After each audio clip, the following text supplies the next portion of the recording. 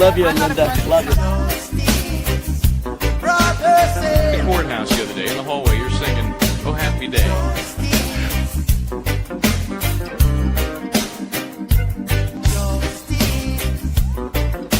One word prayer. Justice, where are you?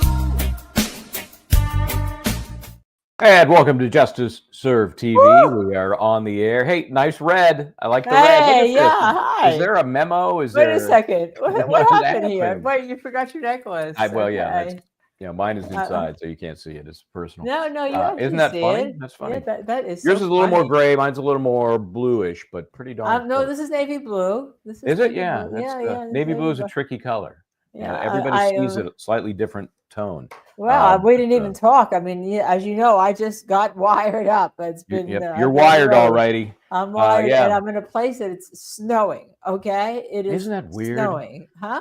Yeah, we have a little. What's the elevation there? Do you know? 1295 or so. Okay, so just enough to make a difference. Yep, just enough to make a difference. 3 good. degrees per 1,000 feet, as I used to say in my weather days. That standard lapse rate is 3 degrees per 1,000 feet. So if it's like 34 here, we're getting rain. It's at 31 where you are, and it's getting snow. Okay, so when I left New York City this morning, it was 55, and it's supposed to be 80 on New York City on Sunday. I know, it's crazy. So, I love this time of year. It's a crapshoot. You never know what you're going to get. Speaking of not knowing what you're going to get today, oh my gosh! First of all, thanks for those who made the effort to get here a couple hours earlier. We had a last-minute change. We're glad we could make that happen. Glad you could make that happen. Of course, if you are going to miss it, look, anything to accommodate our guests. I mean, of course, and you'll get a chance, obviously, to rewatch this at a later time. So we've got more motions to talk about. Some crazy things happening that, even for this case, I think is odd. I'm sure it happens all the time where a former juror is now on the defense team as an attorney. I'm sure it happens all the time. I think it's a great move. I think you and I talked about it. I think it's a great move too. I said early on they should go get the juror. In one of our early podcasts, we're looking for the transcripts. Yeah. So we're going to get through all of that. But first, and most importantly, we are happy to have back with us Dr. Turtleboy. Aidan Kearney is here. Oh, it's a hostage video. Where are you, dude? I'm in the garage right now. You're in the garage? Okay. Yeah. Are you all right? Just blink. I'm good. If I'm good. You're good. Okay. All right, that's good. You're not in a sally port. No, I'm not inverted. So. Well, thank you for joining. I know it's been crazy to say the least, and I think we ought to just jump right into this happened less than an hour ago, from what I can tell. Cosgrove, the DA, special prosecutor in your case, which is primarily witness intimidation cases, has asked the judge for an ASAP hearing to get into what? We're guessing things on your phone? What do you know? I don't even know what it's about. I'm trying to talk to my lawyers about it. They just got news of it. I assume it's about getting the content, the stuff that the judge ordered for the Rule 17 over to, Hank Brennen. But like I said, there's literally nothing to hand over. Like the order is pretty strict. It says that they get access to any messages with Karen Reed concerning witness intimidation, basically messages I sent witnesses or things I discussed about whatever. Like, no such messages exist. So there's quite literally nothing to hand over. And so, my concern is that Cosgrove needs to really follow. They need to follow this order to the letter of the law. And it's like, you don't get anything else, nothing else. Like if you have me and Karen talking about anything else that is not, which we didn't talk about the witnesses ever. Like who's deciding that? Who's going through it? Is there? That's what I'm saying. I don't understand this. There's no taint team. I never talked about that. So it's like, that's what I mean. I don't trust these people, but they'll be honest. It's like, you don't just get to hand over any messages with Karen Reed in my phone. There was a few text messages in there when we weren't on Signal. But those messages are not, there's certainly nothing incriminating on them. But like I said, like, you don't get to hand them over. Like if we're talking about the facts of the case, if we're talking about scoops I have, if we're talking about investigative journalism I've done or what I've uncovered in my journalism, which is all we talked about was just the case itself. You don't get to hand that over. I mean, these people think that her and I just sat around plotting witness intimidation. We literally never talked about the witnesses. I mean, Who is going to discuss that? I mean, who in their right mind is going to say there? Maybe unless you're on Signal and you're right now with the administration. I'm just kidding. Signal's getting a bad rap right now. Signal getting a bad rap at this point. Yeah, but who discusses that? Oh, let me take my phone and let me discuss witness intimidation. You're a journalist. You're a journalist. Well, you broke the story. You know them. They call everything witness intimidation. So that's the problem. Is like the class. If you discuss. I think they're definitely looking for like, are there any messages about the rolling rally? They're obsessed about the rolling rally. Like, and there's nothing in there about the rolling rally. I never discussed the rolling rally with her. I never, cause like, why would I bother her with this? My only interest in Karen Reed was like finding, like information out about the case that I'm covering. You're interested in her as the get. She's what we call in the business the get, right? Yeah, she's the main character. She's the subject of my reporting. And so that's my interest in her. I have no interest in telling her that I'm holding a protest this weekend. That was all me. Like she had nothing to do with any of that stuff. So, But I don't see anything wrong with that. I see nothing wrong with that. If you're telling her, well, you're holding a protest. So what? Yeah. Even if I did that. Yeah. Even if I had done that, it wouldn't matter. I mean, it's so scary figuring out who the gatekeeper is on this stuff, because I don't, from what I've seen, I don't trust anybody either. You physically have already turned over whatever phone they want to look at or not? They took my phone when the police. And so it's still in their custody. It has been.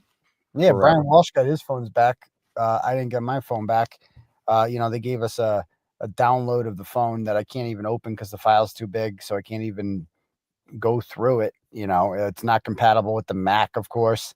But I am able to see my messages with Karen Reed on there, the text messages. The Signal ones, nothing comes up because Signal is encrypted and it auto deletes, and that's the whole point of it. But often the messages are just like, go to Signal. It's like because and they're like, well, why would you go to Signal if you're not doing anything wrong? Yeah, because it's the most American way to communicate. Like, why would you want Big Brother reading your messages? Like, we're doing that because we don't trust the government. We don't trust. Right. Like, it's really simple. Like, we don't. And it turns out it was completely justified. Like, that was a really good idea. That's the irony. Yep. These are tyrants who are overstepping their boundaries and are using the law to declare warfare on journalists because they're saying things they don't like and take away their constitutional protections. So why wouldn't I protect myself? Like, I don't, her, if I'm discussing with her a source that I have within the state police or a source that I have within the district attorney's office, of course they'd like to see that, but they don't get to see that because that's a private conversation between a journalist and the source of his reporting. And, ironically, like a lot of the messages that her and I had, it's like sometimes, she was the reporter. Like sometimes like she would find out information from me. Like there's one thing included in the most recent filing Cosgrove had in my case. He quoted it, so it's out there. It's like she says something to the effect of, I forget the exact thing. It was something to the effect of like, oh, Alan wants to blast this, or something like that. Like I forget what it was. Like, do you have the memo? This was in the filings. Do you have the memo? Town employees were emailed about speaking to you or other reporters. Alan wants to blast it. So that's in the most recent filing. And so that's in regards to, that was like August 8th, 2023. That was right after I wrote the Lucky Loughran story about the plow driver, and I had interviewed him, and it was kind of a big story. And after I broke it, Lucky like called me like crying, like he was so upset. He's like, I'm going to lose my job over this. They just sent a memo out at work telling us we're not allowed to speak with the media, and this and that. Like he was so worried.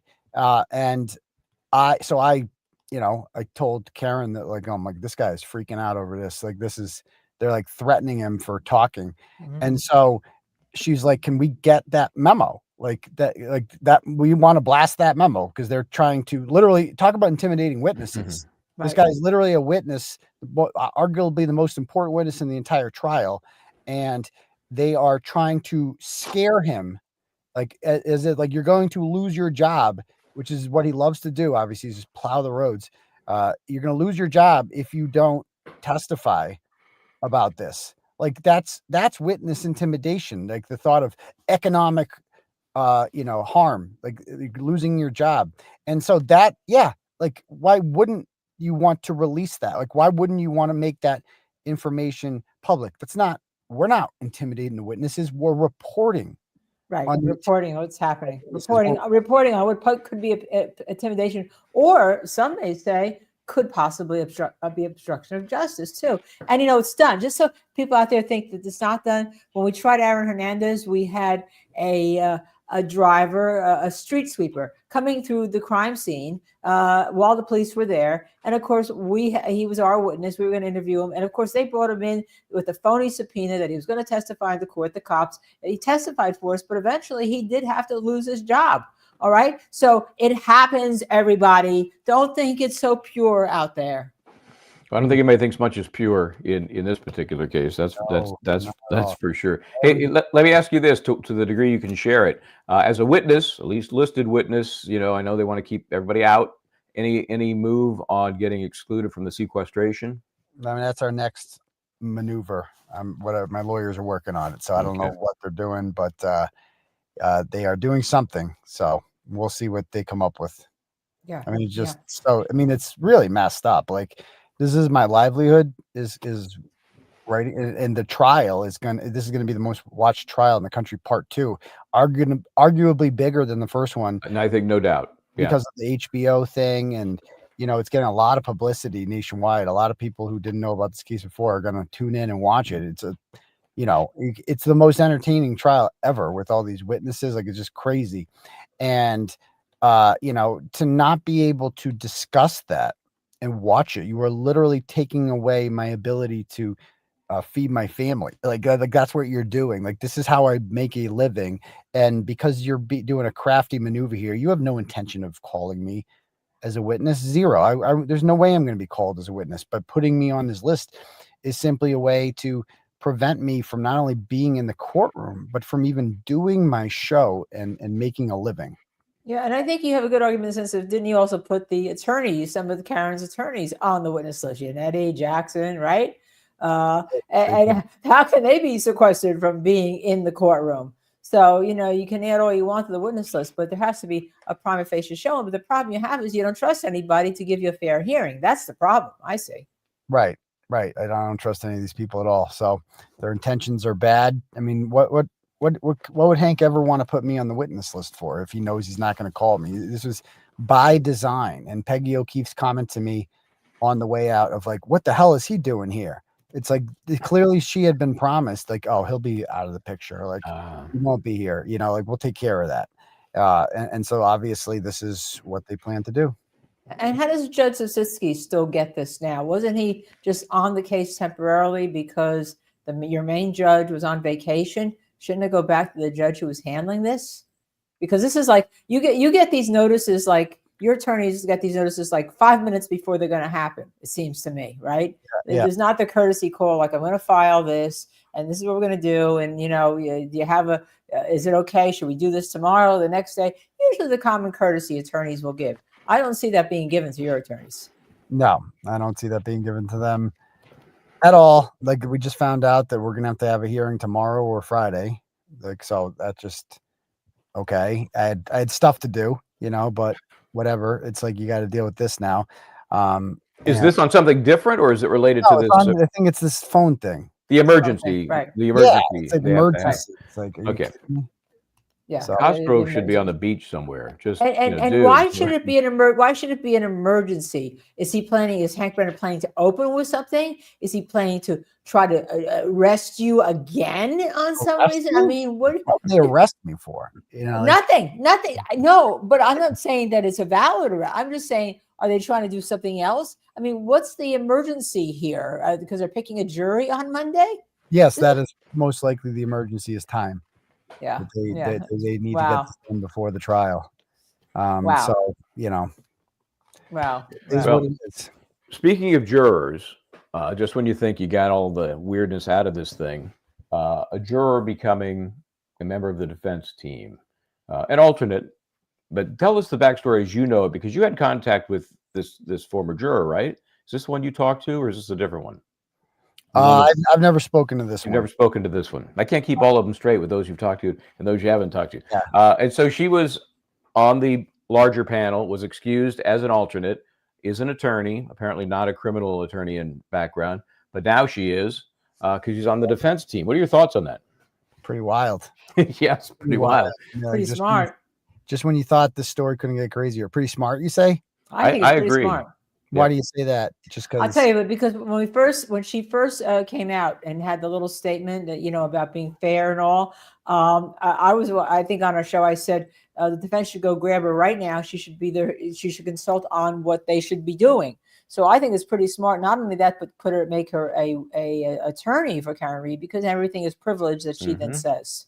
Oh, Yeah. I mean, she is like a jury consultant plus, like a jury consultant on steroids. That's what that's what I thought. My And initial she's got the attorney-client privilege now. Okay, when she gets hired, simple as that. So what are they going to do? Come after her? Come after her and say, "Well, there's no sanctity of the jury room because she wasn't in the jury room. She didn't deliberate. There's no conflicts. It's really the perfect scenario.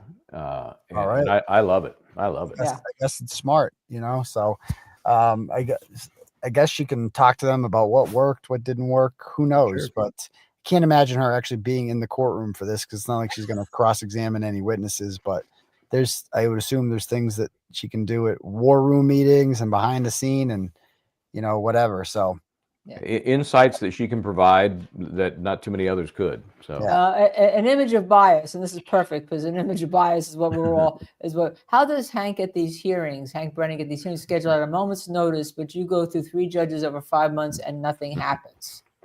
I don't know. It's a great question. Great question. So, great question. And we heard today that Judge Cosgrove actually was in the investiture ceremony for Judge Beverly Cannoni. Did we hear that right? Yeah, he was the opening speaker at our Judge Superior Court, whatever, commencement. Yes. So everybody it's also incestuous, man. Everybody's really is. I mean, it's just so. So somebody else had this, Linda Michael. How do you know? Oh, I'm sorry. I know the friend of Higgins who did the screenshots from at the federal building was an expert for Celebrate for Hernandez case. No, the friend of Higgins. Okay, we'll have to follow that up a little bit further, but I'm putting that on the screen for everybody to see. Thank you for that donation, nightclubs. Yeah, you know, thank you for that donation.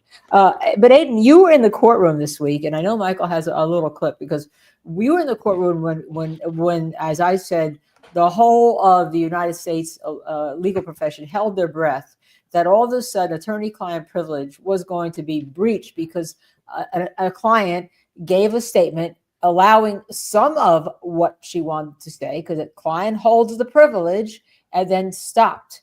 And then because of that, the state Brennan went after her to try to get the privilege breached with Mr. Yannetti. But do you have that clip, Michael? Yeah, I do. You know, we talked about this as the scope of what was going to be allowed, if anything, right? So this is kind of scary. I think we want to get in the mind of Aidan Kearney as we watch these two different clips as they unfold, and you're in the courtroom.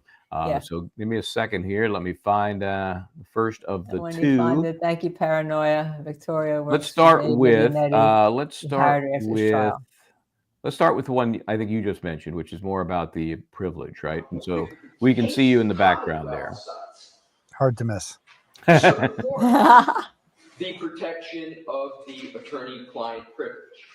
With that law jurisprudential predicate in mind, I now turn to the statements at issue here and their import to that analysis.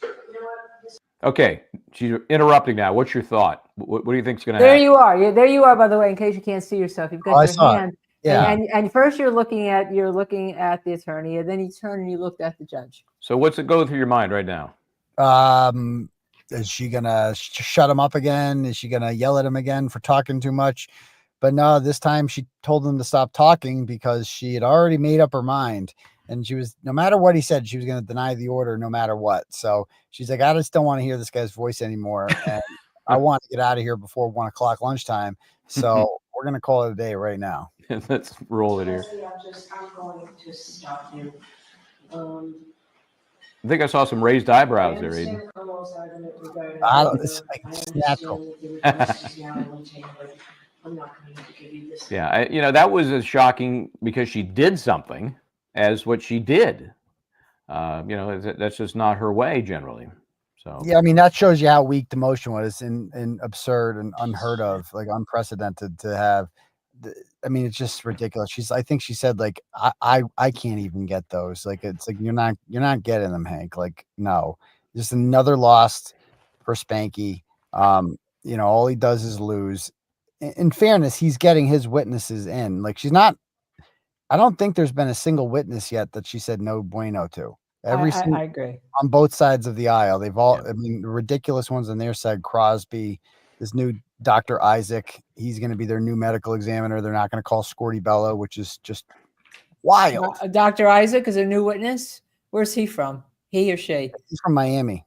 Miami. Okay. He's the new How about the neurosurgeon? That guy does that. That guy's going to say is he the one that's going to say the ground is hard? No, he is the neurosurgeon. That's Wolf. That's Wolf. Isaac Wolf.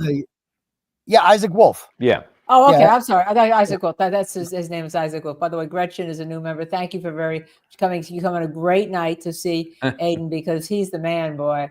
And nightclubs again, another donation. Matt Kellis did the extraction for Hernandez. So we'll talk more about Hernandez nightclub. We can't wait to hear more of your input. Yeah, I know he's going to try to get around he can't sign a death certificate, Aidan, as you know, unless it's his patient that dies, right? In a non-suspicious way. What do you hear of how the prosecution, actually I have two questions. How did Hank react to the denial of getting his way on the attorney-client privilege? That's my first question. The second question, what do you hear about how Dr. Wolf, the neurosurgeon, I'm going to call him, gets to come in, in terms of the relationships? How did the prosecution find him? I don't know how they find. That's a great question about how they're finding. Like, how do they pick these witnesses, these experts from Miami? How did they pick Jessica Hyde? How did they pick Ian Whiffen? Like, there's no way that these guys are just their first choices. Like, they pick these people because they're saying the things that they want them to say. Right. Whereas the prosecution experts the defense experts are all people. A lot of the time, like Marie Russell contacted them. Yeah. This new medical examiner that they have from the state of Rhode Island, she was the medical examiner for like a decade in Rhode Island. And I heard she's going to have some bombshell testimony that stay tuned for that one. And they're going to try to discredit her. And, but I mean, good luck to Spanky. I mean, this is, the witnesses for the defense are going to be excellent in trial too. Spanky will have more of his expert people like Judge Welcher. They have this whole PowerPoint that's going to show how he ran him over the car. It's like, bring it on. Like, no matter what you do, the theory of John O'Keefe getting hit by a car is just so patently absurd that whatever theory they come up with is just going to be cartoonish. And it's going to be really easy to say, well, if this happened, as you claim it did, then why not this? Like, if he got hit by a car, why are there no bruises? Explain that. Explain the lack of damage to the vehicle.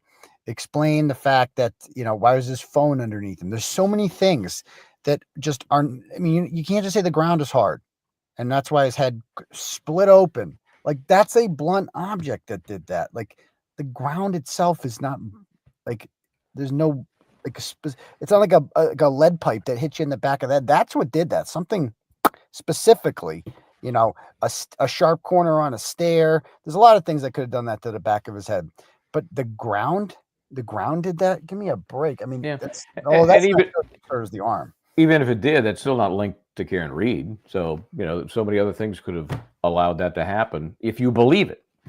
He stumbles, he falls, he's drunk. I mean, a lot of things could have happened that aren't related to her bumping into him and sending him to the ground. There was a car seen there a Ford Edge seen outside at 3:30 in the morning.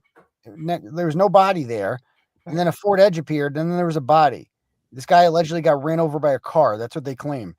Maybe you should find the driver of the Ford Edge. Ford Edge. That's Well, interesting. That's a novel thought. And they say that, well, we Investigate. didn't follow up on that because it was incredible that it was a Ford Edge. Doesn't matter. It has 4 wheels and a motor. Okay. That's what makes it a car. And the fact of the matter is, you claim he was hit by a car. I don't care if it was a Hyundai Santa Fe or a Honda CRV or whatever. It's a vehicle.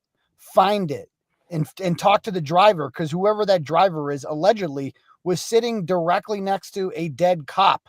He's an eyewitness in a case in which you guys claim that the victim was hit by a car. Go find him.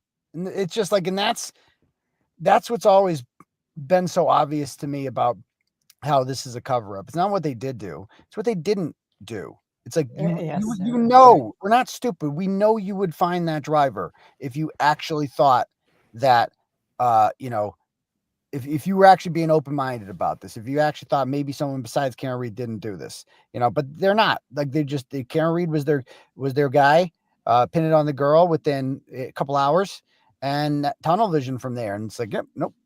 And now we're just dealing with stubborn douchebags who are refusing to comply.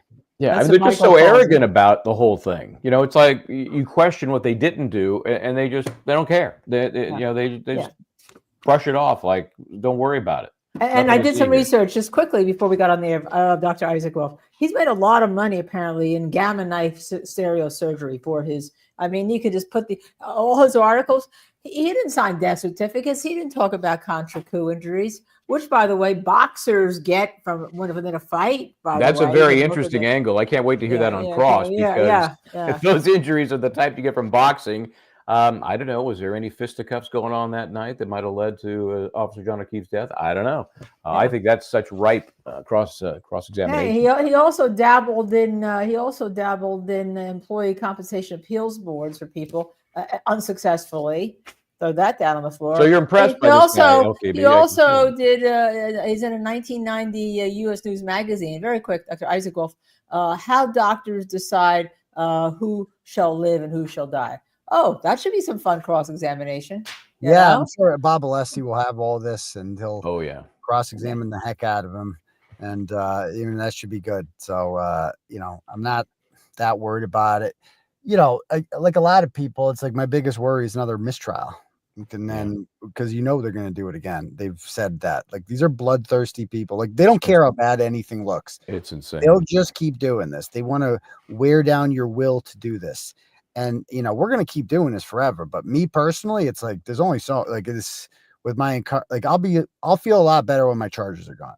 You know, of course you will. So that'll feel a lot more comfortable. Like, while those are still pending, it is, you know, you feel like you're on thin ice constantly. So, well, please pass the pepper. Thank you for that notion. She can't get out of her own way. Judge Beverly Canoni is an embarrassment to all educated women. She discussed me. Thank you. And you validated. So I'm glad that I validate. I hope I validate everybody who's for truth and justice being served, right? That's what we hope we're doing here. I took a lot of heat, by the way, after you were on the first time, Aidan. You know, interesting. Justice Served TV did, and Michael Bryant did, but I took a lot of heat. But, you know, I give it right back. I mean, you know, how dare we have you on to validate you? Well, you're the one who broke the story. Without you, this story doesn't exist. Yeah, it also drives ratings. Like, you got a lot of viewers, you know, like, let's be honest. It's like, so that's what these people don't understand, is that, like, I don't care what you think of me. Like, you put me on your show, you're going to get a lot of viewers, period. Done. Yeah, but we're looking for you because you have the information. I mean, it's not so much that you have. Well, I mean, that's why the viewers come, is because I have information, you know what I mean? Like, and that's why people like Betterow too. He drives views too, because like he's got the information. He's smart. Like, people want to hear that insightful commentary that they can't get anywhere else, and that's what you get from me. Yeah, look at this nightclubs. I mean, a little sarcastic, I think. Did you see the new motion and carry book reports from grade school? Macaroni necklace, pinky promises. Yeah, like they're going after everything. Like, it is bullshit, you know. So, Try the case. Aidan, you were in the courtroom the first time, and with his new buffer zone, expanded buffer zone, specifically mentioning, noise coming into the courtroom from the street. Tell me what it was like when you were in there, and whether you think this is appropriate to expand the buffer zone. It's bullshit. I mean, nobody heard a single. It's just a lie. This all comes from one juror. He's the only juror whose opinion seems to count on anything. The foreman. He wrote that affidavit crying about this. He's the only one that said he could hear people outside during deliberations. Newsflash. I mean, people have a right to make noise outside. Like, I mean, you can go walk down the street. Like, if I'm a Dedham resident and start yelling shit outside, you're allowed to do that in a free country. So I don't know. It's going to be impossible to control. I mean, what are they going to do? That's what I said. Thousands of people are going to show up, and what are they going to do? Like, they have a right to cheer Karen Read as she goes into court, or to boo her, whatever they want to do. Well, yeah, they're going to charge everybody. Well, they're going to charge everybody with witness intimidation because they really, wouldn't do it to her, but it's like you're allowed to do that to her. We'll see if they hold it up. If there's any if anybody, the enforcement is key, Right. and Judge Bev did take that out of the proposed order. There will be no reasonable force enforcement. If anybody yells a single negative word at Karen Read on her way into court, I'm going to the police with it. And it's like she honestly, she needs to go to the police with it. Go to the Dedham police and say, this person just committed witness intimidation. Like, I'm a potential witness in this case, and this person is harassing me and they're causing me emotional harm. I don't make the rules. You guys set, this is how the law is enforced in this county. You're going to do it uniformly. Like, you don't get to, Chris Albert doesn't just get to cry and say, I'm experiencing emotional harm because I'm a witness. Go lock him up. That he is not a special person. He's not at all. Like, he's actually less than special. He's very below average, and he should not be afforded special privileges that other people don't get. No, I'm really interested in also the jury question in the sense of, and I've never thought about this before until you've been charged with all this, okay? Because it's just so appalling. A juror gets up there and says, I really don't want to serve, because they're asked whether they have any feelings, whether they can serve because of high publicity. And they said, no, I've seen social media. I see people getting attacked for supporting Karen Read. I don't want to serve. That takes out a whole swath of people that are supportive of Karen Read. Isn't that some kind of witness intimidation that's going on that no one's investigating? Because that then taints the jury against her. If you're going to have people say, "Well, I can be fair because it won't bother me if they do that," because you don't know whether they're doing that because they're Karen Read, watch the first trial, or whether they hate Karen Read and they're trying to get in there and sneak in. What's the question? So the question is, how do you deal that? Isn't there should be some way for her team, and then even you, when you get your trial, to have witnesses, to have jurors to say, okay, I feel like I can't serve because I don't want to be attacked by social media by people who are anti-Karen Read or John O'Keefe supporters. I mean, there has to be a way to deal with that and get those people to be able to serve and not just like swath them out. What's your thought about that? I mean, I don't think anybody is not going to serve. I mean, they'll get a jury, like they'll get 12 people. It's not, they'll get 20 people. Like, it'll take longer than it did the first time, but they'll get them. And are they getting that many alternates? Yeah, they had 20. They had 20 the last time. They only had 17 once they actually started going to trial, but they did pick 20 initially, and then that's why, because they dropped them off. By the end, they had 14. So it is necessary to get that many alternates. Yeah. Interesting. Somebody, Joanna, who's been following us, who actually went to Judge Beverly Canoni's courtroom on another case. I hope every jury question said they don't want to serve because they think Karen Read is innocent. But the problem is, if they say that, then the jury that gets on is tainted in the sense you've removed everybody that's pro Karen Read if they say they don't want to serve that. Thank you, though, Joanna, for that thought. Because that's the problem here. If you say, yes, I think she's innocent, but I can be fair. But if you think she's innocent, but you say you can be fair, she's got that juror is going out. But if they say, oh, it's a cop, and I really have a feeling that she's guilty, but you can set that aside, can't you? And if they say they can set it aside, they're going on that jury, and that's what's going to happen. That's what's going to happen. That's what happens. Yep, exactly. But hey, I got to get going. I know Yeah, you we do. appreciate Yeah. it. We know you got some stuff happening there. I appreciate. Thank you for having me on, and we'll talk again soon. Okay. Thank you, Take care, Aidan. man. Bye, guys. Thank Bye. you.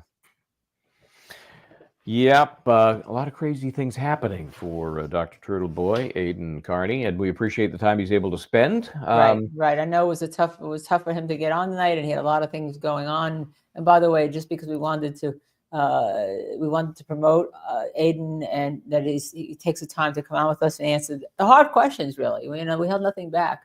We gifted Justice Serve TV 5 memberships to people here. But he answers all the questions. Yeah, and if he doesn't know, he doesn't know. He's certainly in a position to know better than most. And this new thing about his phone and what's in it, to me, that is so interesting to find out. They got to find out in open court who looked through the phone and who's deciding what does or doesn't comply with the court order. Yeah, I've heard nothing about that. Right. We always the tank team was initially for the issue of the attorney-client privilege, but who's now going to go through this? I think they've gone through this. I do too. That's my original position. They got through it, and maybe they found something they like, and now they're pressing further with the pretense they haven't yet looked. Right. I think they have. But I just want to. Somebody's got to fess up. Somebody's got to answer that question. Who's had the phone this entire time since it was collected? And it's funny that others who have had their phones taken have had them given back. And where's it been? And who looked at it? And when did it get looked at? And, those are all very simple, straightforward questions. They got to be answered. Well, he did give us a piece of information we didn't have. And you and I discussed who's going to cross-examine the forensic witnesses, the medical witnesses.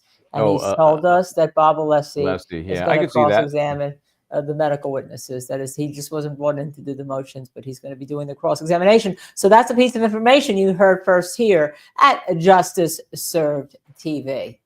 Okay. I know a lot of folks are wondering who's gonna do the opening, because we know that it's not going to be Yannetti. And I was reading some people just speculating. What about this? What about that? And there were a couple of votes for Elizabeth Little. Now, having said that, I think she's great. 9 years under Alan Jackson. She's getting an amazing education, right? Right. Not quite sure she has the courtroom chops just yet to do something like that. I think it's more likely to be Jackson. I don't know. What do you think? Yeah, I think it's more likely to be Alan Jackson. Sets the stage this time for everything. Last time it was Yannetti who opened, and it's very possible that they could switch, or that Jackson just does the opening and the closings, or they split the closings, which can happen. Judges do allow closings to be split. Mm-hmm. But having said that, remember the Johnny Depp case, they picked one of the most inexperienced trial attorneys to open in the Johnny Depp case for Johnny Depp, if you recall.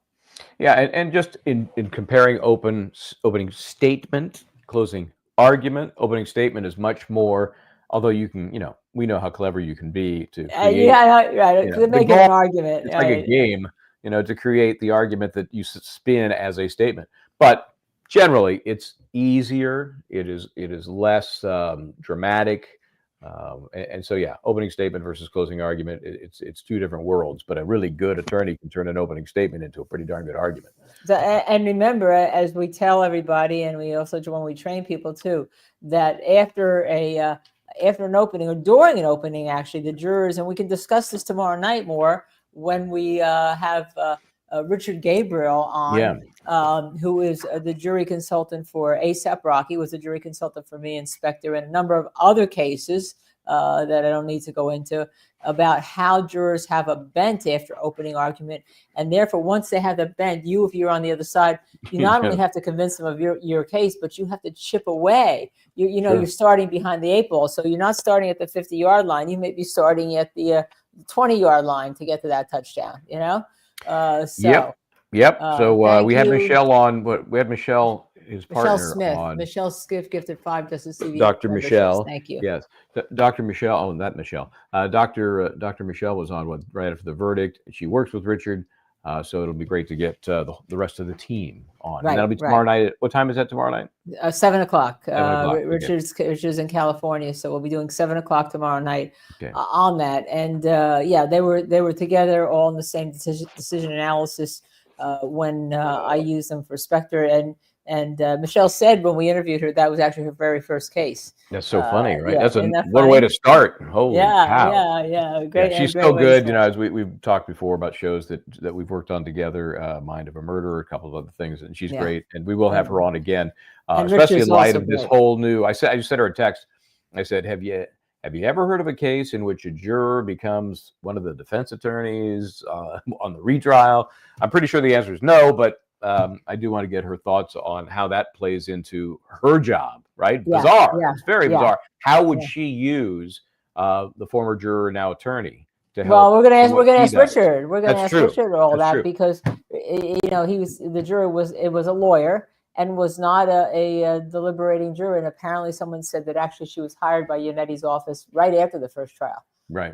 So interesting on that. So interesting situation. Look, they left a police officer who ended up being the foreperson that Judge Beverly Cannoni picked to be the foreperson, and the lawyer who apparently clearly thought that justice had not been served by a retrial now ends up being in the catbird seat of being in the second trial, both as a lawyer and as basically the consultant. What worked, what didn't work, what was good, what wasn't good. And let's face it, on its face, not only did she get both sides to agree she could be fair and impartial, but that statement she gave, which you looked at, reinforces that. You know, she saw what a lot of people saw, and I bet in some ways she's kind of regretting that she didn't get a chance to weigh in on the initial trial deliberations. But now she's in a whole different position, which would be very interesting for somebody that's been where I just can't imagine somebody who was a juror sitting there evaluating, taking it all in. Now is basically part of the party. It's crazy. But this case has everything. But it's No interesting because in her statement that she gave, she talked about reasonable doubt. And remember, as we always say, when juries start getting hung up on stuff, on little things that are meaningless and don't, and the attorneys haven't argued, and all, you need somebody to get up there and say, look, our job is not to find out what happened, because we may never know what happened on this case. Our job is to find out whether the prosecution proved a criminal act that they are charging beyond a reasonable doubt. That's our job. Now, with that, why don't we take another vote? Yeah, no, you're right. Somebody's got to bring it back to focus, and hopefully every jury has that, but I'm pretty sure they don't. She would have been very good, very helpful to get to that. Okay, let's do this. We promised we get into some of these new filings here, and we were talking to Aidan about the buffer zone and his thoughts on that. Right. So I'm going to present, before we get into the document, let's get to something more exciting, like maybe the actual. This is not official, but our team. Okay, Dizzy did this for us, and it's beautiful. It's great, as you know. Wonderful. OKB, we'd be nothing without these people. So without everybody that's helping us, it's so nice to have this. Yeah, and this will Misty. Do you think that we can probably put that graphic eventually on our website, on our Twitter account? I can't it's so imagine great. why not, right? So let me walk you through it a little bit here. You can see the red arrow there. That is the courthouse, and right across the street here is the Norfolk County Registry of Deeds, or as I call it, the bathroom. So, and this is where I talk to the folks who are in the basement, just on breaks or when the weather's bad, right? So Right. that's the street right in front of the courthouse that is always just slammed, and you see it when I'm doing the show. It's right from this porch here with the courthouse behind. So obviously this is the original boundary from last time. Okay, they're calling it. Okay. A 200-foot buffer. I don't know where they're measuring to get the 200 feet because it looks oblong to me. But now they've extended it to this yellow area, which goes on past. This is, I think, is the farmers market area right here. This big empty field. Mm-hmm. I think that's where they do that. I'm not positive, but I think so. But that doesn't start till No, I get 7th. that. I Right. get that, but I just for frame of reference, that's where I believe it is. These are businesses. And there's a church and some sort of this, call it community house. I'm not sure what that is. But it's not like a ton of retail is in this area. If you go on the other side, just outside the 200, you see the Boston General Store, and there was a little teeny like a cafe or something right next to that. But all of that's outside of both the former zone and now this current zone. So there it is. Where's the cafe? Where's the cafe? It's kind of right here. I don't know if you can see my little cursor, but it's right next to the Boston General Store. I see it. I see it right over that here. little Right. building. I see it. Right. Yeah. It's just a little teeny place. So anyway, and now it's inside. It's inside the buffer zone. No, it's still outside. Okay. Because the original line on this part of the town is the same. It's extended this way, which is, let me see if I can get my directions. I think that's east. I think it's extended east of the original zone. And as you can see, it covers gathering places, right? This is the area here. This big area is where people might be gathering to do their thing, make noise, whatever. Right across. And the clerk's office also is in the buffer zone now. The Registry of Deeds, yes, has been and still is. Yeah, because it's right across the street. I mean, it's okay. So it wasn't the buffer zone before, and it still is. Yeah, okay. It's in the blue, so it still is. And then you see most of there's this area here I can see being a nice gathering spot. When you see some of the video that I've shot and others have, this corner right here, and again, I can't tell if the cursor is really very visible. Hold on a second, let me see. I can't see your cursor. Yeah, where are you on the bottom right? It is the bottom. Let me see if I can bring it up a little bit. Yeah. Okay, so I see right here, this is the corner right here. This is where they drop the car drops most of the players off. They don't get to right in front. The reeds get dropped off. The parents. Okay. They're older and they give them that accommodation. But they drop off the players over here for the defense. They queue up at this light, waiting for the light to change, and then they come across and they're swamped right here. But now that's in the buffer zone. But now that's been in the buffer zone as well. Okay. But if you look at it, it extends now past that point. Right. That's what I'm looking at. Into what's left of this. See this this is a vacant lot here of some sort. Right. Great place to gather, make noise. And I'm sure that's what happened last time. I was not there for the first trial, but it makes perfect sense. It's an easy open spot.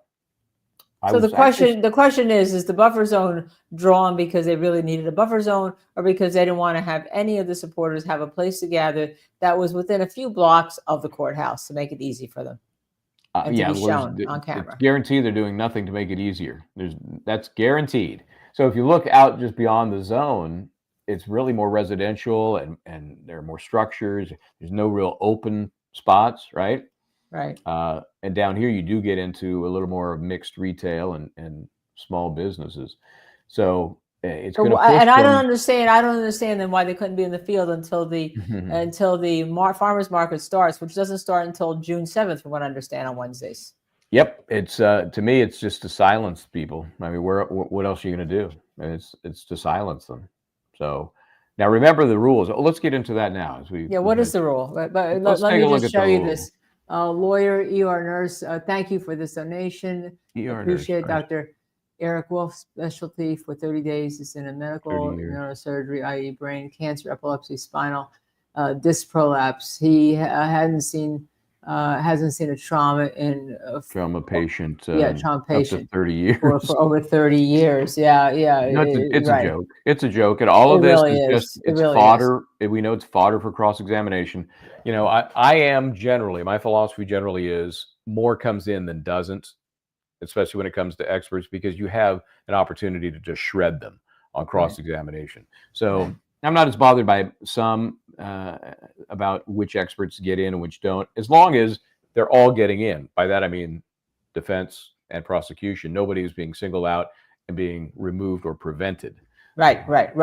But but the standard for getting in, if you're the defense, is you have to go through all these Daubert-Lanigan hearings. Yes, the standard for getting in, if you're prosecutor, the gatekeeper is supposed to keep the gate, is letting everybody in if the prosecution says, they're qualified. Thank you, Scott. Yeah. Thank you. So and so Scott McGinnis, the buffer zone is all about. Hey, optics. Scott, how you doing, buddy? Scott, it makes Massachusetts corruptoids. Yeah, it's consistent, is what it is. It's just consistent, right? Okay, let me find the actual. I interrupted you because I saw Scotty was in the chat. You know, Scott's a good guy. And Olivia's in the chat. Olivia Niles in the chat. Hi, Olivia. Hi, Olivia. Scotty. Here's the secret. Either I or we interview thousands and thousands of people, because then they'll come into the chat, right? Mm-hmm. That's the secret. Okay, so let's see. This is the order. Yeah, and Michael, by the way, is going to be there in jury selection. He's going up Monday night. Yeah, I'll be there. I'll be nosing around on Monday. I do Monday really night. want to take a look at that route between 34 Fairview and 1 Meadows. Right, and I right. He skipped wants the to name do off. that, and then be there to get the flavor on Tuesday, and that's where he's met Yeah. everybody. You know, we may be a small channel, but we are on the ground there, and we are talking to people because it's the only way you can hear what's really happening. If you hadn't been on the ground, had made contact with Aidan, had made contact with Scott, had made contact with Dina, had not made contact with Will DeGlara, we wouldn't be having these people on the show to talk because, you know, and they know our feeling. They know that some of the things that we're not in agreement with them on, we're not, you know, there to validate everything they say. But a lot of things they say are very important to get out. Of course. And I think in that community, nobody is more affected other than the parties than the folks who live in that community. Right. So, you know, and this has had some long lasting effects. And you know, it's going to be, you know, Aidan said, I think this is going to be even more popular, if that's the best word to use, than the first time. There's not a chance. There's no doubt that it's going to be crazy. I mean, just if you look at, you know, those that have picked this up and begun to run with it. We, of course, were at Law and Crime when the first salvo took place, so we were already in it. But now, with all the tentacles of social media, yeah, it's going to be crazy. Yeah, and, and all the craziness starts on Tuesday, and then it'll calm down for a week or 2 weeks, 3 weeks, however long it takes to get a jury, because that's a very kind of drawn out process. You got to get it done right, but it's a very even keeled process. But in this case, Linda, who knows? I mean, who knows? Because how many motions? Aren't there still motions that haven't been denied? There are a couple of them out there. Yeah, there's and don't we have the third-party hearing? culprit one, which is key. That is Whoa, not. that hasn't been right. And if the kneecaps get cut out, there's still ways around it, I think. But that hasn't been decided. That's another biggie. Well, what I wonder is, if that isn't decided this week, is it going to be allowed to be discussed individually with the voir dire? We know it's not going to be part of the questionnaire. We haven't seen anything in the questionnaire that suggests that.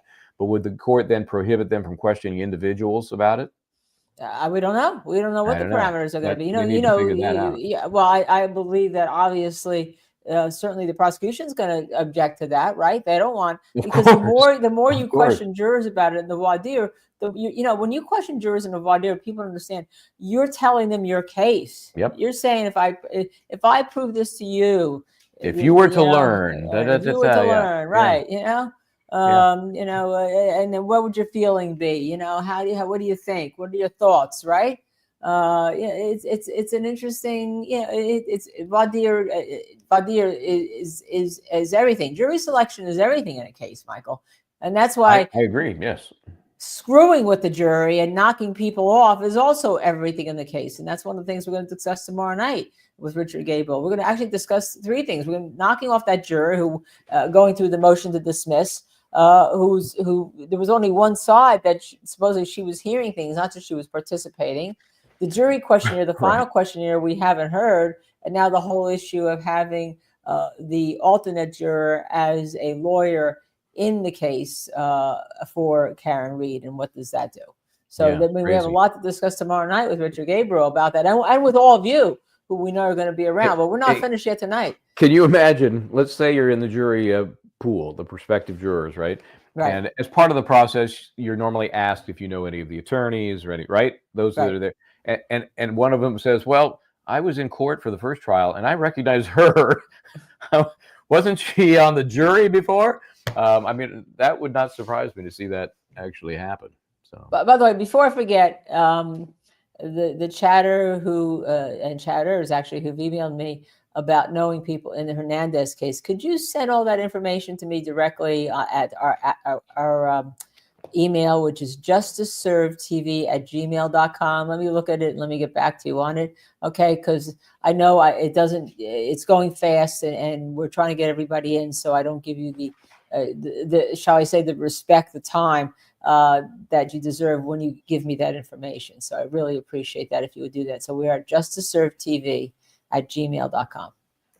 And you can so- email us for anything. You can tell us Yeah, you like whatever. Michael's, you hate me, you love Michael. It's okay. Like our red We- shirts, whatever. You know, we're good. So here's the original just reference here is to the 200 feet of the complex. And that's, again, what's represented by the yellow line in the document we were looking at before. Okay. But that's not the change. So let's go to the change. Let's move on up to that. This case continues to garner significant public interest, really. When the matter is in court, individuals line the sidewalks. It's a narrative, in case you didn't know, outside the courthouse, loudly chanting and voicing their opinions about witnesses, attorneys, and the strength of the Commonwealth's case. They display matters which may be in evidence during trial or share their viewpoints as to the guilt or innocence of the defendant on their clothing or their signage. Scott, she's talking to you. If prospective jurors are exposed to the protesters and messages displayed on signs or otherwise, particularly before this court has had an opportunity to instruct the jurors about their obligations with regard to remaining fair and unbiased. I always think that's funny. It's like, oh, now that you've told me not to be influenced by it, that's great. And then I won't be influenced by it. Thanks, Judge. If prospective jurors are exposed, there's a substantial risk that the defendant's right to a fair trial will be jeopardized if this exposure happens. The risk extends during trial when jurors and witnesses would have no choice but to be exposed daily to the messages and viewpoints of the protesters when entering and leaving the courthouse or sitting in the courtroom or jury room. I'll learn more about this next week, but if somebody was there, like Scott, don't they have a back entrance for the jurors? They don't make them go through the front door, do they? That would be weird. But I don't know. That would be definitely very weird. That would be weird. You know, in Center Street, there's two entrances. You know, there's the juror entrance on the Center Street with the left further left, and people don't realize that. You know, they go to 100 Center Street, they go to the main entrance, they expect to see everybody. They don't realize that when the jurors are going that way, they're there, just down the street a little bit. You know. Yeah. You know, this is where my my work in Extra paid off. You know, with people with celebrities hiding and coming in and out of places that weren't for the public consumption. I know when I was doing the Ahmaud Arbery case down in Brunswick, Georgia, they had outside the back of the courthouse like a tunnel, almost like, think of it like a football game where the players come through the gauntlet and they shoot out the end. It was kind of like that, except at the end was the van or vans that the jurors would get into. And they would take them to their car. And they were covered. So you couldn't, there was nobody taking pictures of them, no drones overhead. It was totally protected. Yeah, in the Aaron Hernandez case, the jurors would meet at a certain spot, but some of the jurors actually were close enough to walk home. And so, we'd be walking to our hotel. We'd be walking to our hotel, right? And there'd be jurors behind us. We're like, we got to step aside, let the juror pass, let's be quiet. But because, some of them didn't want to, they wanted to just go home. They didn't want to go to a bus to go someplace else to then take, an Uber to get home. They just wanted to walk from the courthouse home. Yeah. You don't think about it because you put them, it's almost like, when you see the teacher outside of school, it just seems weird. I remember doing the Michelle Traconis case here and a juror rode down in the elevator with me once. And it was just obviously, other than hi, you don't really engage in any conversation, but it's just a weird dynamic. Yeah. Darcy, I don't think Aaron Hernandez is such a bad dude. He was accused of a double homicide he did not commit. And if we had represented him on the first homicide, he wouldn't have been convicted on that either. So, but that's my view as his lawyer. Oh, by the way, thank you, Sui Generous. Sui Generous. Class as ever, Linda /Turtleboy. Well, thank you. By the way, I just want to mention before we get to the next thing, and maybe Missy, because I know she's still in the chat here. Can you put up? I did an interview on behalf of Justice TV with one of the greatest. She's been doing it for 40 years. Crime scene investigator Cheryl McCullum. She has two podcasts, one visual, Zone 7, and one Zone 7 that's audio. I did the audio one the other day. And it's already up, and she said that it's got great comments. And now you want to talk about people want to attack people because we talked to like Aidan or Scott about how this investigation was really poorly done. She expressed the opinion how bad it was done, right? How terrible it was done.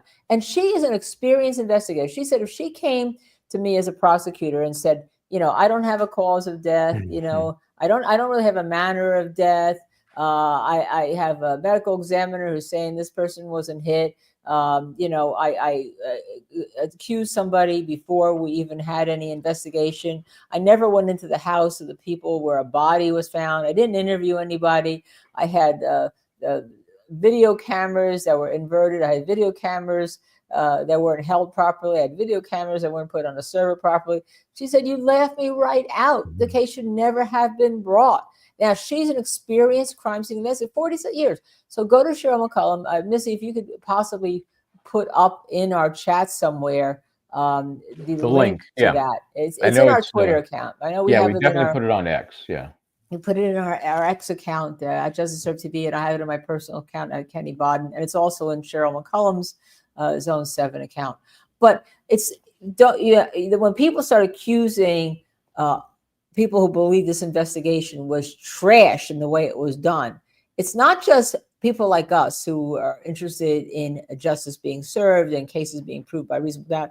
It's experienced crime scene investigators like Cheryl McCullum. Yeah, and if you just take a step back, it's just common sense. Anybody that has seen it done right, seen it done a number of times, know when it's badly done or not done at all. It's not like we're not rocket scientists here. It's just looking at it, honest observation, honest experience, and saying, this was not done right. This was shit. Why didn't they do this, and this?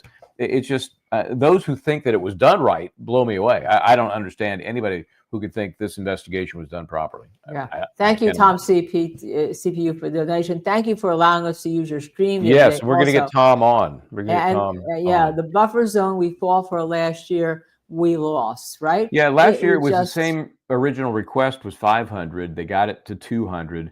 This year, I haven't done the math, but they're getting closer to 500. It doesn't look like it's doubled in size, but it's definitely closer to 500 than Scott wants to come on to quickly explain the buffer zone, because someone asked if he could come on now to explain the buffer zone. Would that be possible? Sure, I think we can do that. Can we do that? We have to send him a link, right? Yeah, Missy, can you send Scott McGinnis a link? While we're getting him hooked up here, let's look at some question. Ashley Linnell. I'd like to look at this question. Which one is it? I'm going to put it up. It's Ashley Linnell, who's been following our podcast. Linda, did you know that the ATF agent that helped Higgins extract his phone at the FBI center illegally is the same guy that tried to extract Aaron's BlackBerry? No, I didn't know that. Could you send me more information on that again at my JSTV at Gmail on it? By the way, little funny part about the extraction of phones, because they also extracted the phone of the person that was in the car with Aaron that was pointed to as being the shooter by our team in that trial. And interestingly enough, when you extract phones, there's thousands and thousands of pages you get. It's not just like a little thing, because you get all sorts of stuff. And in the trial, we pointed out that he had said something to the effect that what would happen to him if he lied before the grand jury. Do you know the prosecution never saw that in their extraction? It was in their extraction. They never saw it. So, too much stuff. Well, you got to read it all. And that's called exculpatory information. So sometimes, you ask for an extraction, you want it prosecuted, you may get it if it's done right. I think Scott is on. Yeah, I heard a little bloop. I don't see him on my grid, so if you want to pop him on, that'd be great. Yeah, I don't see him either. I heard the blip. I'll put that document away for a moment. We'll circle back to that. Yeah, I heard the blip, and then maybe he got off and has to get back on, or I do not know. There's something that says present or invite, but it's not there. Oh, that was Dizzle. That was Dizzle. So we're waiting for Scotty. Oh, that was okay. Yeah. So then I'll go back to my document. Yeah, I'm sorry. That's okay. Let's see. Where did I hide that thing? Because this is the part that's new. Okay, that's where we are. Okay. Here's a footnote, your favorite. The court also recognizes the list of concerns sent to the court by the Karen Reed Trial Prepare Together group. That is a clunky name. A group of local business owners and organizations that experienced issues with protesters during the first trial. Okay, and I fully sympathize with that, especially if it's a business. But you have to balance that, freedom of speech, freedom of assembly, and their right to carry on their commercial business or organization. Some of them are not businesses. And I look at it from New York City when, and this is not political. This is exactly what happened when President Trump had his first term. Right, he lived at Trump Tower in New York City. My office is at 53rd. It's Street between 5th and 6th. The Trump Towers at 5th Avenue on 56th. They didn't extend out a buffer zone for security beyond like a block. Okay, this is the president of the United States. Yeah, but it was also Trump. So, New York and Trump, not so good. But it was just like a block. And now, obviously, they have everything there. But unless he's there, they don't close down. And they don't close it down. They just have a block, and you can go through it. You show your license, and you go through it. With the police. I mean, so when you're saying you can't, you can protect the president with a shorter buffer zone, but you can't protect the courthouse with a buffer zone that doesn't go unless it's 500 feet. Come on. Imagine this trial or something that is this notorious in Manhattan. The buffer zone would you go at the courthouse steps, you'd be able to give like a press conference. Well, look at how they use it when you go down to Center Street. They have that zone, right in front of the courthouse, right? But across the way there's a plaza, but what I'm getting at is logistically you can't do it in Manhattan. You can't treat it like you can a rural or more rural area. I know Canton and Dedham don't consider themselves rural, but by comparison, they are. Yeah, but you can't treat it. But the point is, you don't need to then. If someplace like New York, with all the high-profile trials it has, and the president of the United States has a short buffer zone of like this, and that seems to work fine. But all of a sudden, we get to Dedham, and they say, nope, 500 feet. That's not a buffer zone to protect anyone in the court. That's not a buffer zone to protect the jurors. That's not a buffer zone for safety. That's a buffer zone to protect people from exercising their First Amendment rights. There you go. In my opinion. Yes. Well, we're getting to the same point with the different parallel arguments. That's us. That's you and I. There's no way that this was done for the logistics that they suggest. So here's what they're doing. To ensure a fair trial with an impartial jury. Scott needs the link, apparently, I told Lily Rose. Thank you. Yep, that would work. Yeah, we need to send him a link. Somebody in the back end. In the back. One of the massive team. Let's see. Okay. We need to send Scott the link. Scott, you still there? Okay, I'm sure he is. The complex, and I won't go through the streets because it's in the map we looked at. It's fine. But here's the part that I think is interesting. It's further ordered that no individuals will be permitted to wear any buttons, photographs, clothing, or insignia relating to the case pending against the defendant or relating to any trial participants in the courthouse during the trial. Now, I'm not so sure that was a huge problem, but maybe it was. We're talking about in the courthouse. Usually it's the courtroom, not the courthouse. Well, in this case, they're almost one and the same. It's such a tiny courthouse. But still, I don't know that there were people parading in there with Free Karen Read stickers and stuff on, but maybe there were, because now there's a specific prohibition. Law enforcement officers who are testifying, this I also found interesting. Law enforcement officers who are testifying or are members of the audience are also prohibited from wearing their department-issued uniforms or any police emblems in the courthouse. That I like, because usually officers come in and they get on the stand and they're all with the accoutrement of their rank and their hardware. What I would think you would be against that, because, of course, if you're on the defense for the most part, you're dealing with prosecution witnesses who are the officers, which makes your position more difficult. So I get that perspective.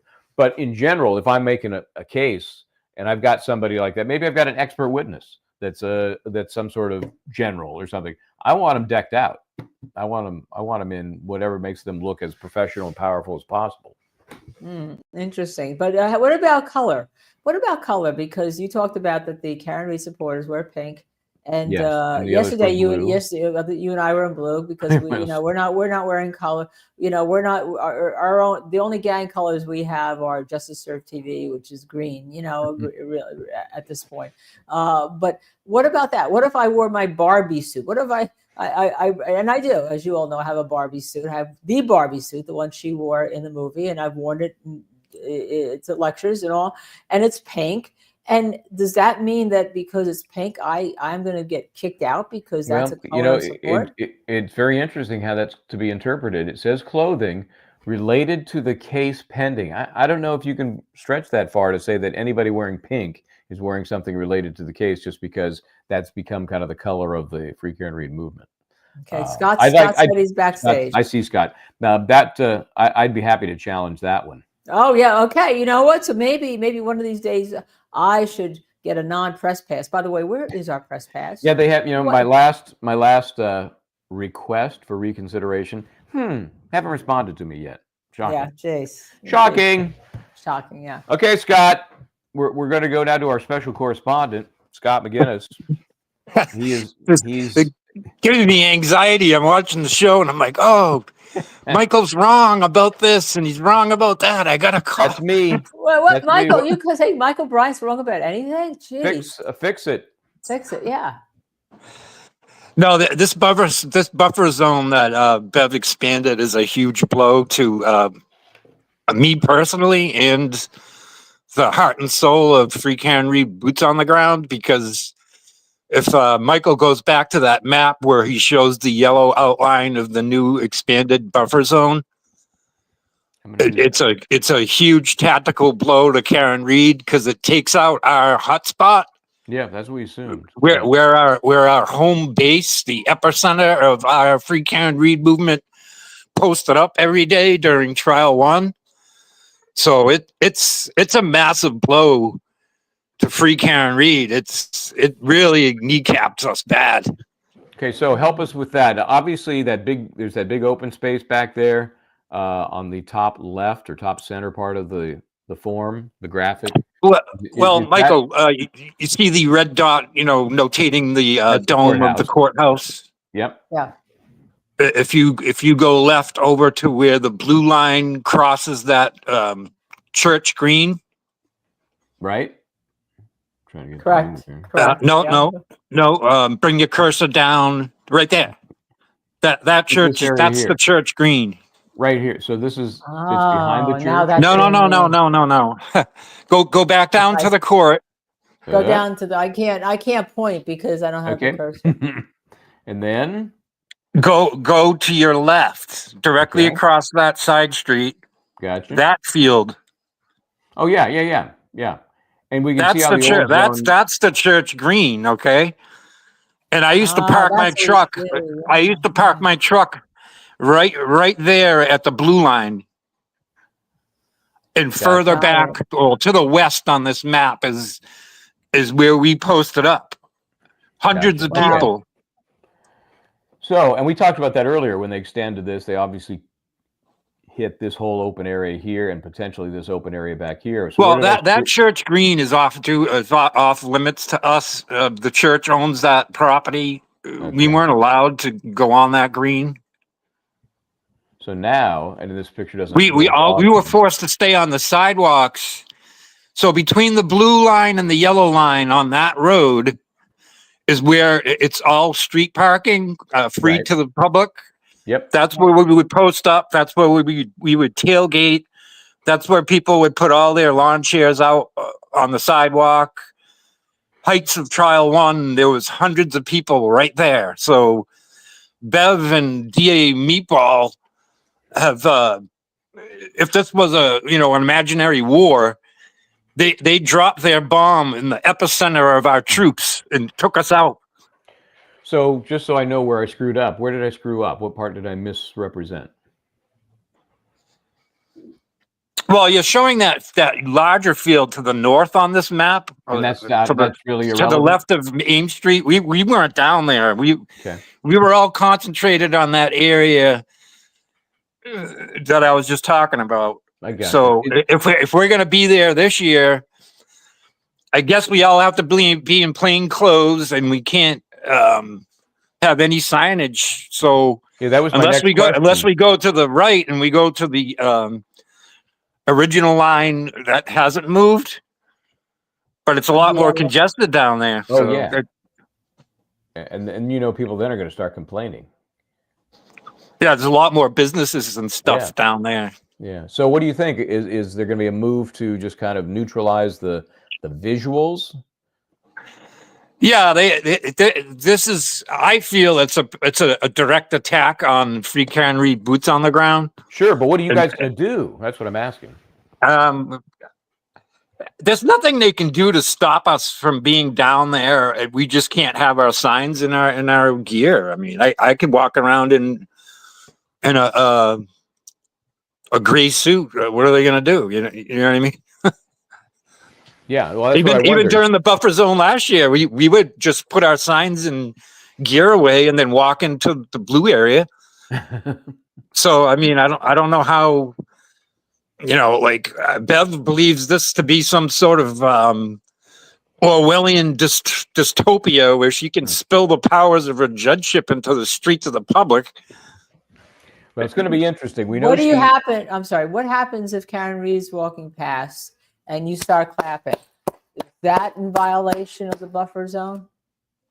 Well, last year they came out with a very detailed rules sheet that I haven't seen yet for this buffer zone, where it was very specific, what we could do and couldn't do, right down to the free can read, boots on the ground. Animals can't have a sweater on that says free can read. That's how detailed the list was last year, and I haven't seen one yet for this year's buffer zone. Looking at the order, and it's pretty detailed. No buttons, photographs, clothing, insignia, anything relating to the case pending.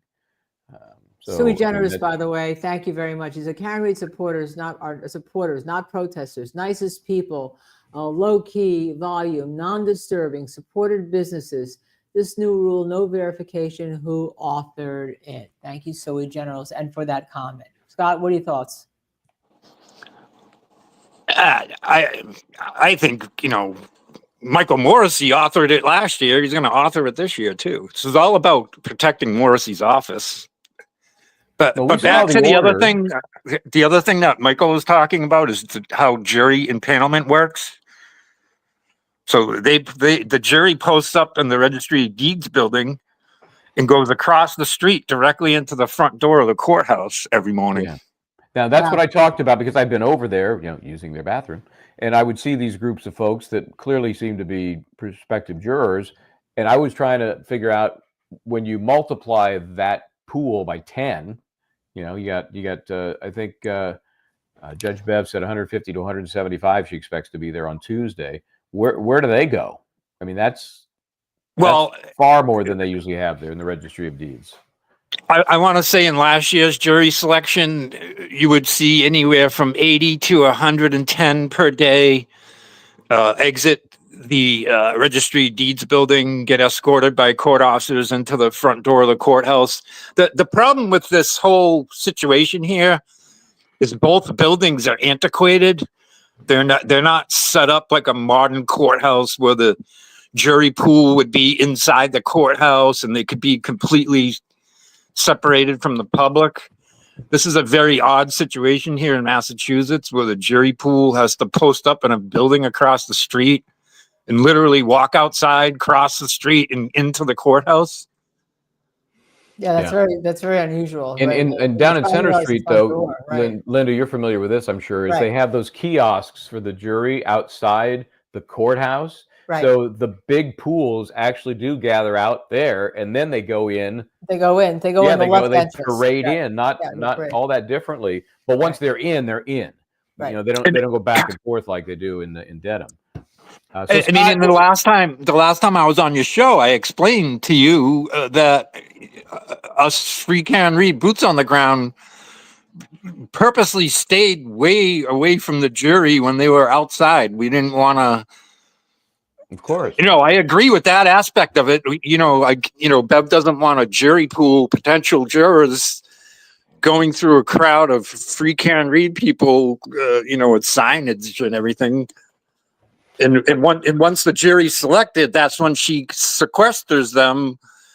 That's when they start coming from the secret parking lot at an undisclosed location, escorted by the state police in a bus that pulls up to the back of the courthouse, and now the selected jury goes directly from the bus into the back door of the courthouse. That's how it worked in trial one. Yeah, and that's probably how it works if they do a scene view also, because that's usually what they do in Massachusetts. They're all the same. They go to the back of the courthouse into the buses, right? They get escorted by the state police, the buses. Yes. Yeah, and there you go. Off to Are the they scene going you to? go. Did they last time, Scott, have them? We were talking about the Ahmaud Arbery case down in Brunswick, Georgia. When I was down there, they had like a tunnel covered archway from the building to the vans, so that you couldn't take. Did they do that last time? They didn't. They didn't do that.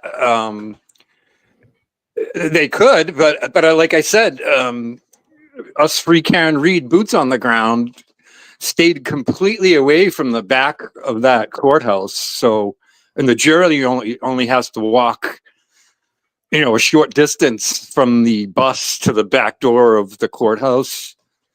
Oh, this But is I mean, I suppose if they really wanted to get fancy about it, they could put up that covered walkway awning thing that you speak Yeah, of. I mean, it really doesn't take much, and it'll depend. We'll see how serious they are about it. Sui Generous is wondering about airplanes flying over. Did you see any skywriting or planes dragging banners behind them last time?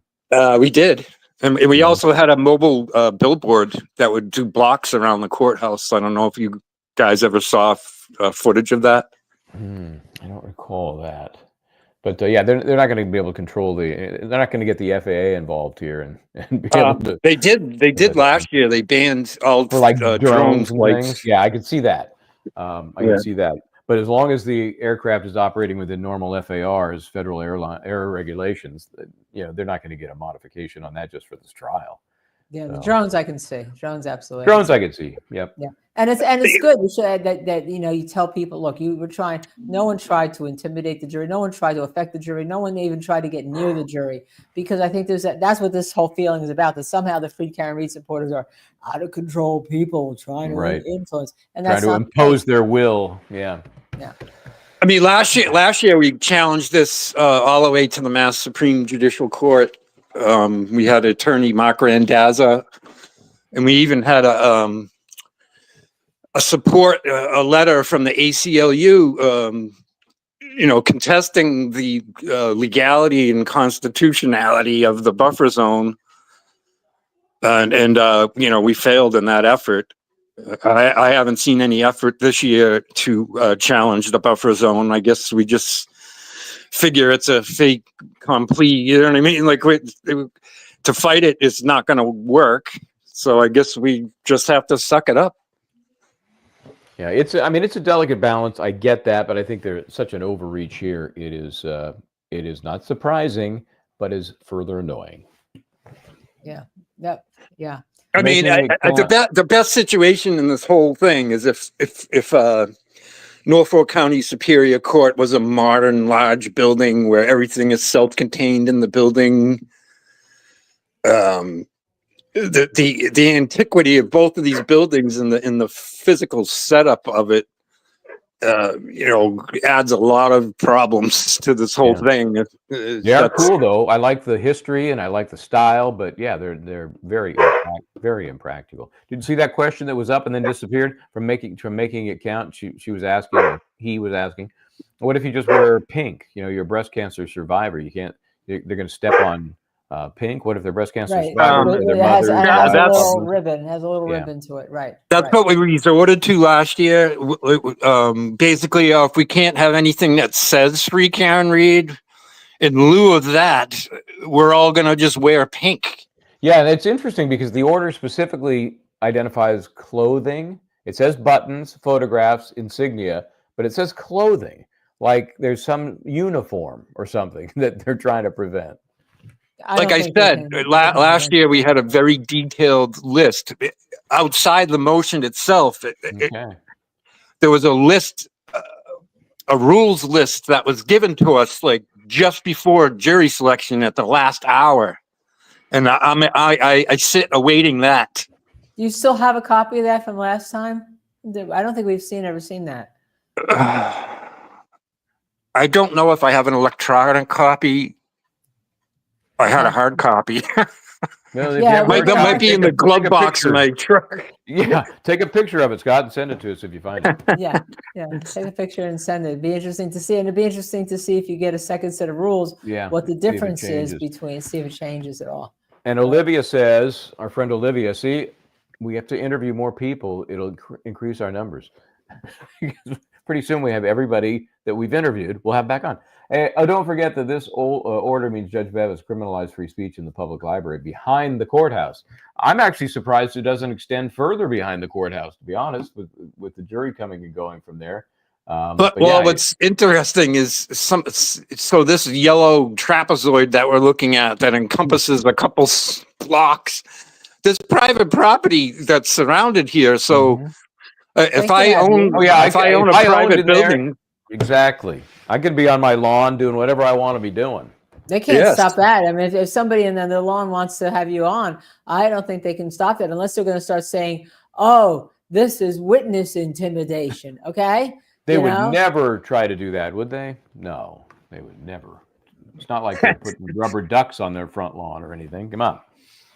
It's just very frustrating, and I disagree with the buffer zone. I think it's unconstitutional. It's a direct attack on the First Amendment, and I can go down that rabbit hole. But is anybody taking up the cause this time? Yeah, Olivia says that the public library is 200 feet behind it. It should be free. It should be open because it's public. If it's that, so you shouldn't have the buffer zone at that point. Yeah. But someone would have to take it up. You'd have to get somebody take it up because there was no indication that the buffer zone hurt anybody. I think the prosecution said, well, one juror said he could hear people. Yeah, but that's not every juror that said they could hear people. And what did he hear? You know? And there was also a reference to we could hear and again, Judge Bev fills in blanks if she doesn't really have the evidence. And so she said, you could hear car horns honking, Well, yeah, you could probably hear ambulances going by too. You're not going to soundproof the courthouse. No, I mean, the other thing that worries me about this, once the jury is impaneled, and now they're being escorted by the state police to and from the meeting parking lot every morning. Is it going to be Trooper Fanning out of DA Michael Morrissey's office that's in charge of the jury again? Which is, bringing a state police unit from a different county in the state that has no connections to Meatball Morrissey's office. That's what I would call for. I'm pretty sure it's not going to be Fanning, but I don't know. Some of the stuff that's already happened is a shocker as it is. But if they're smart, well, wait a minute. They haven't proven they're smart either. It should be somebody who's far removed from any of the players or accused players or alleged players in this case as possible. That's what I'm saying, yes. Well, we'll see. Wow. All right. So, Michael Bryan, I mean, with all this, how's that press coming again, did you say? Yeah. I'm sure it's in the mail. Yeah, I'm sure it's in the mail. Well, thanks for letting me pop on real quick because I was having the super anxiety there for a minute. Thank you. No, we're supporting. I think that's Sui Generis said she'd offer her property. Is it there? Is Sui Generis? Is it there? Is it at the courthouse? Or you're not near the courthouse. Are you doxing Sui Generis? No, she can. I'm not doxing. She could send us a private email to Justice Serve TV and authorize us to pass it on to Scott if somebody was there to say they're in that buffer zone and they want to offer their property. I don't think they can prevent it from private property from being used. No. I don't even think they're that stupid to go that far. And then I could set up on that front lawn or wherever it is. Right. And you can set up on. I'm not sure what's going to happen for our setup because there's going to be more people. I'm there at times that the other outlets are like, we don't have time for you. But I'm going to be there now when there are tons of folks hogging my space. So We'll see how it goes. Scott, I'll find you. We're not going to forsake Karen Reed. We'll be down there, even if we have to comply with all their silly rules. Karen's still going to have our support. Well, I know you will. So pass around the best wishes to the gang, and I'll see you guys next week. Yeah, Michael will be on Monday. Okay, night. Scott, take care, man. All right. Bye, Scott. Bye. Thank you. You bet. Good inside information there. Yeah, so we learned a lot of different things, and we, as I said, we also learned that Alessi was doing the cross-examination of these medical experts. Aidan Kearney. Interesting. A lot happening. Yeah, we can tweet that out as a scoop. There, Missy. But I love some of the questions. Nothing else to do. Yeah, no, I'm messy and getting us ready. But things were happening so fast and furious that we couldn't keep up. We're reading everything, and I think that we have read pretty much everything. We keep waiting for things to drop, usually at the end of the day, which is when they seem to drop. You want to touch on one more thing before we Sure. get the hell out of here? This is the Wolf decision. That because we did touch on it with Aidan right. Kearney. We talked about it. Right. There was an attempt by the defense to, if not exclude him, at least get a Lanigan hearing. Denied, right? Denied. Dr. Wolf, the neurosurgeon, they're bringing in to try to say the contra coup injury was caused by a car accident, meaning that's the mechanism of death, getting around, trying to get around the testimony of the medical examiners that said that his death is X, Y, and Z, and that it's not a homicide. So that's how they're trying to get around it. That's interesting that they have to try. What's interesting? We're talking about how they have to try to get around their own two medical examiners, and how they have to try to get around. Right? Don't forget, they have to get around the lead investigator as well. And they have to get around the lead investigator who's been fired, and they have to get around the arc of people who are hired by the feds, and they have to do all this by going at the defense and suggesting they're evil people, that they're colluding to not have justice served, when in fact it's the prosecution who should be saying justice needs to be served. We're seeking justice, but we're not seeking to get around things. Yeah. Let's just hit a couple high points here, and so we don't wear out our welcome. Right from the front page here, this is the conclusion, basically. The proposed witness, again, this is Dr. Wolf, no E. Proposed witness is qualified as an expert to testify that the head injuries sustained by the victim in this matter are consistent with falling backwards and striking his head on the frozen ground. Remember, the frozen ground was a sub-issue of any opinion. What the meteorologist was going to say was hard as a rock, and they've agreed that that's not going to happen. Anybody walking up and down the street, you get lucky, the snowplow guy, to tell you it was hard as a rock. Anyway, remember the big attack by the defense was, this guy has no methodology.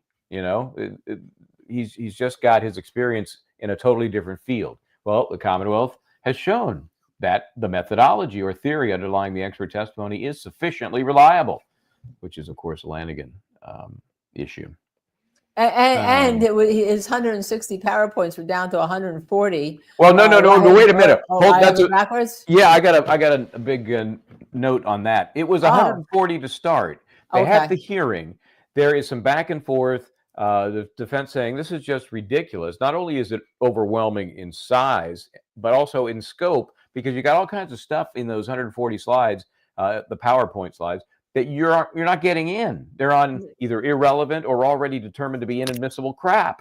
It's probably a lecture that he gives. Probably. So we need, on boxing injuries, perhaps, we need a culled down version, the defense is saying. And the court says, great, you guys work it out. And it's come up twice now. And it's always been 140, 140, 140. Well, guess what? It's still 140 slides. There hasn't been any trimming of any kind. I don't get it. Just ignore what the court tells you to do. You're fine if you're the prosecution. Okay, so here's their final decision. His report adequately explains the connection between the force needed to incur specific skull fractures, the skull fracture incurred by the victim in this case. I'm not sure incurred is kind of the right use there. But anyway, and the physical consequences resulting from such injuries. Therefore, his proposed testimony that the victim's injuries were consistent with falling backwards and striking his head on frozen ground has the scientific basis and reliability necessary to be admissible to a jury. So this is where the court just puts the right words in there, no support for it, but the right words are there, that it has the scientific basis, is therefore reliable.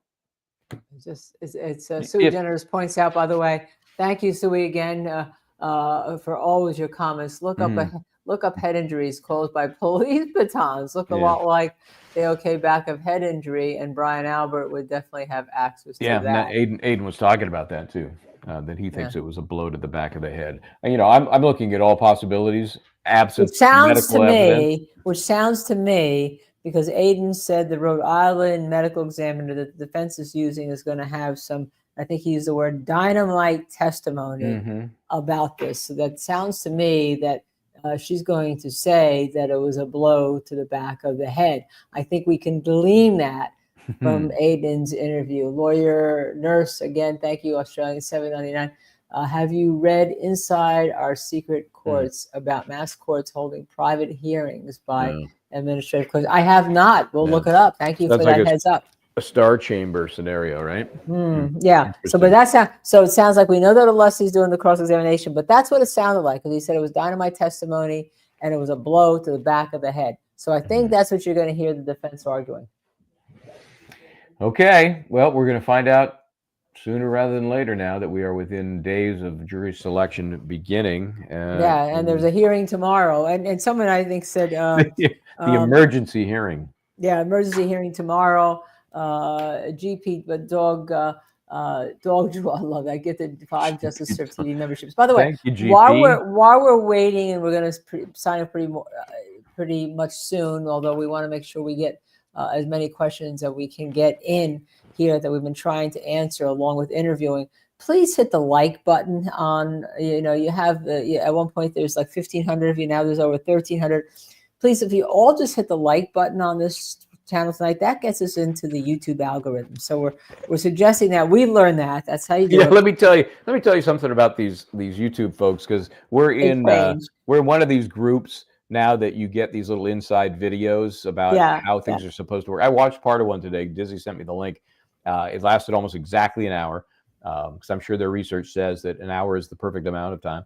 And there were like 300 or 400 in there watching at a given time. And I'm watching. There's obviously a younger professional, and then the face mouthpiece of the little meeting.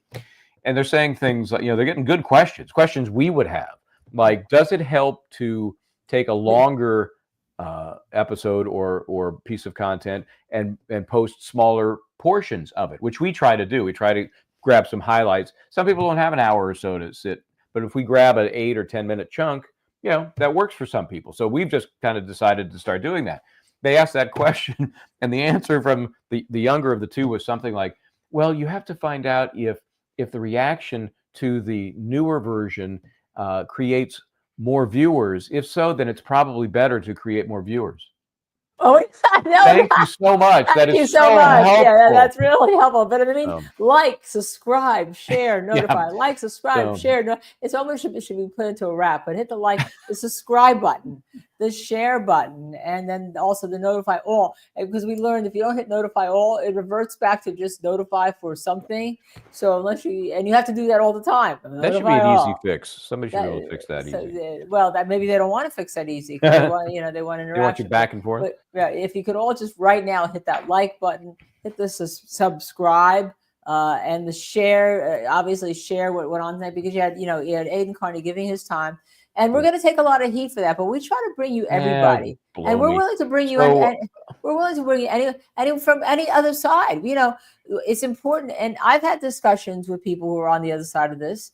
But they said, why can't we just talk like normal people? Why I'm happy to have anybody on. Anybody that has a snide comment, anybody that has an opposite view of the common sense view, I will call it. Come on, man. Let's talk about it. That. I don't like when they just they devolve to just name calling and because they have nothing of substance to support their arguments. Somebody who's on Twitter, and there's a number of people who have something that's not even a dog that you can find out. It's like some kind of icon or whatever. It could be a petunia with a phony name, and they're yelling at me. And I said, well, show me your name and when we can talk, and you can send it to me. Well, are you doxing me? No, send it to me on my email. And we'll talk about it. But no, we don't get that. We just get the snide snap. The keyboard warriors in the back room. Stupid? Yeah, aren't you an idiot? Yeah, it just I just bring some substance. I'll have a discussion with you, but just just insults. I got no time for that. And we don't like anyone being insulting to any of people that are on our chat. Say what you want to say, but just don't insult. We have a very civil group, I think. We do. So thanks to Aidan Kearney, very nice. Thanks, of course, to Scott McGinnis, who popped in a little insider info. We'll check with those folks again next week. Tomorrow, we have Richard, right? Richard Gabriel, the jury consultant for ASAP Rocky, for Hernandez, for Spector, who's tried to pick the jury against Alan Jackson. 7 o'clock, and we'll get some insights from him on what's going to happen next week. what about this weird wrinkle where an ex-juror is now on the defense team? You know, again, I fully expect he will have had no experience with that, but he's got to have some great insight, right? And the issue of knocking the juror number 3 off, or juror number A, I guess they called it, off the On the jury eve of deliberations. on the eve of deliberations, when she said she was drinking. She couldn't remember about whether there was a conversation about the case or whether people talked about the case, not whether she talked about the case. Right. Okay, so we sent him that motion to dismiss opinion, so he'll have it for tomorrow night. We've already portaled into that from this chat. Dizzy's already set that up, so that's good. But in the meantime, I'm going to say it again. It's a 4-letter word.